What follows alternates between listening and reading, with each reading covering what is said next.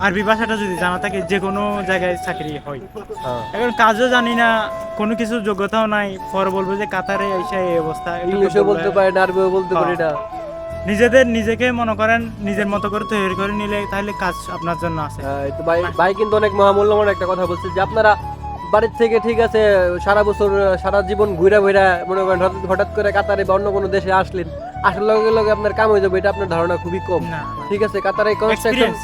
Construction labour মানে বর্তমান দরকার নাই, যা দরকার সব হচ্ছে এক্সপিরিয়েন্স লোক। তো এক্সপিরিয়েন্স লোক ছাড়া যারা আসেন ঠিক আছে, তারা তো আইসা মনে করেন যে অবশ্যই আপনাকে ভিক্ষা করতে হবে, এটা ছাড়া কোনো গতি নাই। যদি আপনার এক্সপিরিয়েন্স থাকে, কোনো কাজের অভিজ্ঞতা থাকে, সেক্ষেত্রে কিন্তু আপনি যেহেতু রাজমিস্ত্রিও যদি হন, তারপরে রং মিস্ত্রিও যদি হন, আপনার কিন্তু কাজ খারাপ। ঠিক কাজ আছে, খারাপ। মাসে আপনি যদি 20 দিনও কাজ করেন, তারপরে আপনি মনে করেন 40,000 50,000 60,000 টাকা ইনকাম করতে পারবেন। কাজ জানা লোক অনায়াসে। বসা নাই, এক হ্যাঁ। কথায় শেষ, কাজ জানা লোক বসা নাই।